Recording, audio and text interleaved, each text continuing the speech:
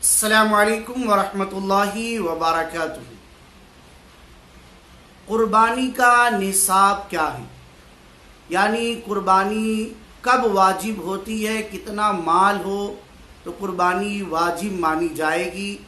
आइए इसका जवाब सुनते हैं। जवाब थोड़ा सा तफसील वाला है, बहुत ध्यान से सुने। नहीं समझ में आया, डिस्क्रिप्शन में व्हाट्सएप नंबर है, वहाँ मैसेज करके पूछ सकते हैं।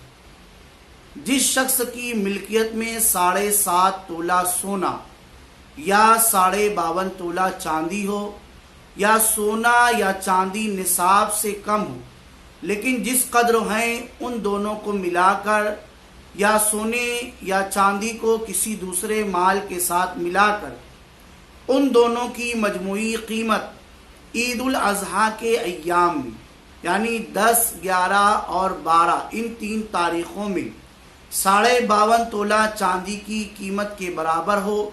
यूं ही हाजत असलिया, यानी वो चीज़ें जिनकी इंसान को हाजत रहती है, घर खानादारी के वो सामान जिनकी हाजत हो, सवारी और पहनने के कपड़े वगैरह, ये ज़रूरियात ज़िंदगी।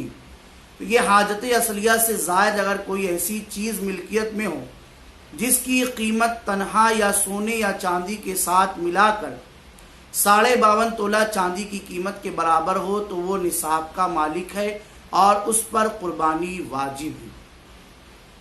52.5 तोला चांदी की कीमत आज के एतबार से तकरीबन 48,000 रुपये से लेकर 50,000 रुपये तक की हो जा रही है। तो जिसके पास इतना माल है वो मालिक निसाब है। कुर्बानी के तीनों अय्याम में से किसी भी दिन इतना पैसा उसके पास आ गया, फौरन उस पर कुर्बानी वाजिब हो जाएगी, उसको कुर्बानी करनी पड़ेगी। अब कुर्बानी का मसला अलग है और ज़कात का मसला अलग है। ज़कात उस वक्त वाजिब होती है जब माल पर पूरा साल गुजर जाए, लेकिन कुर्बानी उसी वक्त वाजिब होती है जैसे ही इन अय्याम सलासा तीनों दिनों में पैसा हाथ में आ गया, कुर्बानी वाजिब हो जाएगी। बाकी और मज़ीद तफसील चाहते हैं, मैसेज करके मालूमात हासिल कर सकते हैं।